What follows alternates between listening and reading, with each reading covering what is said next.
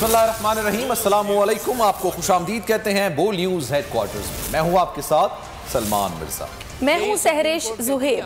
और पाकिस्तान इसराइल बर्बरियत का शिकार फ़लस्तीनियों का वकील बन गया। वज़ीर ख़ारजा शाह महमूद कुरैशी ने अक़वाम मुत्तहिदा में फ़लस्तीन का मुकदमा पेश कर दिया। जनरल असम्बली से अपने खिताब में कहा कि वक्त आ गया है कि अब इसराइल को कहा जाए कि बस करो, हम इंसानी हमदर्दी के नाते कुछ करते हैं या नहीं करते तारीख का हिस्सा होगा। वज़ीर ख़ारजा ने फ़लस्तीनियों के तहफ़्फ़ुज़ के लिए आलमी फ़ोर्स बनाने की तजवीज़ दे दी। मज़ीद कहा कि ये जंग काबिज़ और मकबूस के दरमियान है। आलमी बरादरी की जिम्मेदारी है फ़लस्तीनियों की हिफाजत यकीनी बनाए। It is time to say enough. The voice of the Palestinian people cannot and will not be silenced. Israel has marked this critical juncture. Our first priority must be to halt the Israeli aggression. We should mobilize all possible humanitarian help for the devastated Palestinian population in Gaza and other parts of the occupied territories. The Secretary General should launch a comprehensive humanitarian assistance plan to provide succor and sustenance to the Palestinians. फ़लस्तीन में Israeli जाहिरियत अक़वाम मुत्तहिदा general assembly का हंगामी इजलास। Secretary general UN Antonio Guterres ने फौरी जंगबंदी का मुतालबा कर दिया। कहा इसराइल और फ़लस्तीन तनाज़े को नज़रअंदाज नहीं किया जा सकता। फ़लस्तीनी वज़ीर ख़ारजा रियाज़ अल मालिकी का कहना था कि इसराइल अपने महिमाना जुराइम पर दुनिया से माफ़ी तक नहीं मांग रहा। फ़लस्तीनी वज़ीर ख़ारजा की तकरीर के दौरान इसराइली मंदूब ने वॉकआउट कर दिया। मुल्क भर में फ़लस्तीन के हक़ में एहतजाजी मुज़ाहरे किए गए। कराची, पेशावर, कोयटा समेत दीगर शहरों में अवाम एहतजाज के लिए सड़कों पर निकल आए। मुज़ाहिरीन ने इसराइली जारियत रोकने का मुतालबा किया। मुल्क भर में इसराइल के खिलाफ सख्त गम और गुस्से का इजहार। फ़लस्तीन से इजहार यकजहती के लिए अवाम सड़कों पर आ गए। कराची प्रेस क्लब के बाहर इसराइल के खिलाफ एहतजाज। मुज़ाहिरीन ने इसराइल के खिलाफ नारेबाजी की। मुज़ाहिरीन ने इसराइली जारियत रोकने का मुतालबा किया। पेशावर में मिला चौक पर ताजरों की एहतजाजी रैली। ताजिर बिरादरी समेत शहरियों की बड़ी तादाद ने शिरकत की। हम इजराइल को बताना चाहते हैं कि आप पेलफोर जो मजलूम फ़लस्तीनी है उनके ऊपर अपने मज़ालिम बंद करें। इस वक्त जो मज़ालिम फ़लस्तीन पे ढाई है, मेरे ख्याल में तारीख में इसको कहीं पर भी आपको इसका रिकॉर्ड नहीं मिलेगा। OIC को चाहिए कि इसके खिलाफ भरपूर इक़दाम उठाए। कोयटा प्रेस क्लब के सामने एहतजाजी मुजाहिरा किया गया। मुजाहिरीन ने इसराइली जारियत के खिलाफ शदीद नारेबाजी की। शुरका ने हाथों में प्ले कार्ड उठा रखे थे।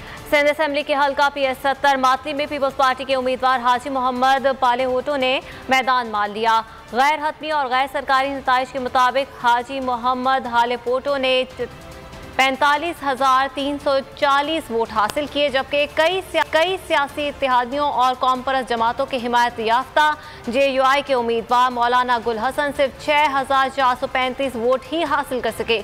मातली में पीपल्स पार्टी के कारकुनों ने अपने उम्मीदवार की फतह का जश्न मनाया।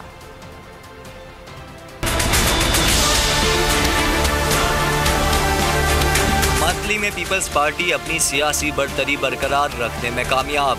123 पोलिंग स्टेशंस के गैर सरकारी नताइज।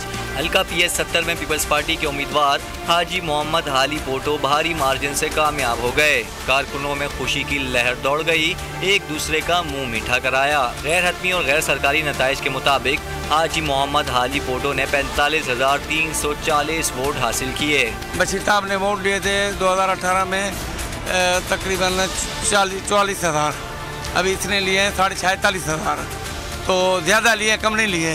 अल्लाह का करम है, एहसान है कि उसने हमें जीत से नवाजा। GDA, PDM और कौम परस्त तंजीमों की हिमायत के बावजूद JUI के उम्मीदवार मौलाना गुल हसन सिर्फ 6,435 वोट हासिल कर सके।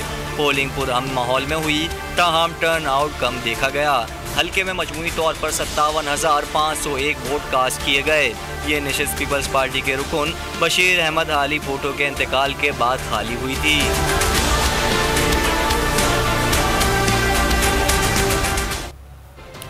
बदीन में सिंध असम्बली के हल्के PS70 मातली में जीत पर पीपल्स पार्टी की क़यादत खुशी से निहाल हो गई। चेयरमैन बिलावल भुट्टो जरदारी ने तस्वीर के साथ ट्वीट कर दिया, लिखा बदीन में तीरों की बारिश, जिए भुट्टो बेनज़ीर। वज़ीर आला सिंध मुराद अली शाह और सूबाई वज़रा की तरफ से जीत पर मुबारकबाद। PA-70 मातली में शिकस्त खाने वाले अपोजिशन जमातों के हिमायत याफ्ता उम्मीदवार मौलाना गुल हसन ने शिकस्त मानने से इनकार कर दिया। उनका कहना था कि पीपल्स पार्टी ने इलेक्शन में इंतजामिया के साथ मिलकर धांधली की है। हमने DRO को धांधली से मुतालिक आगाह भी किया, लेकिन कोई एक्शन नहीं लिया गया।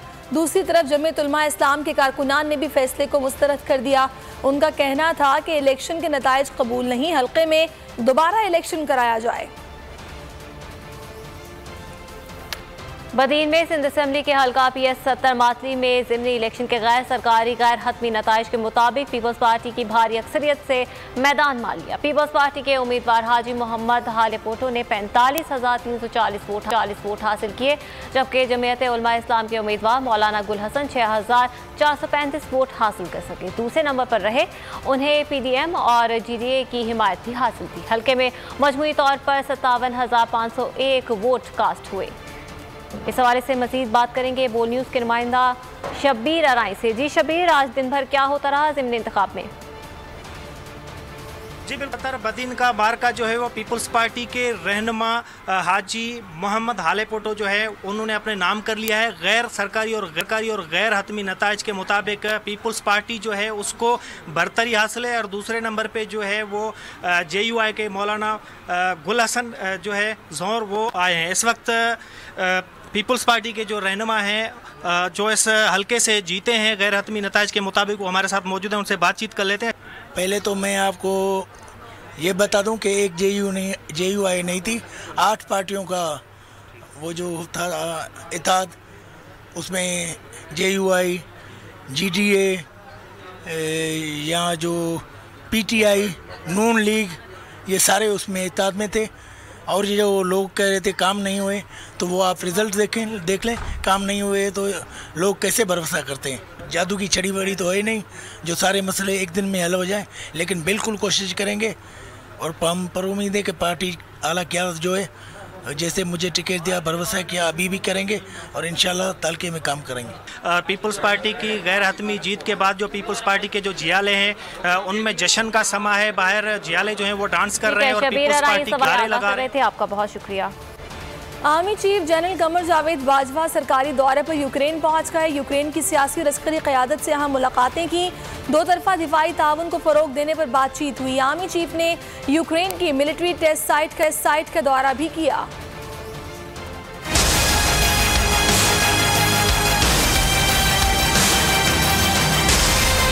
Army chief general Qamar Javed Bajwa का अहम दौरा है यूक्रेन। सियासी और अस्करी क़यादत से अहम मुलाकातें। आर्मी चीफ ने यूक्रेन के वज़ीर आज़म और काबीना अरकान से मुलाकातें की।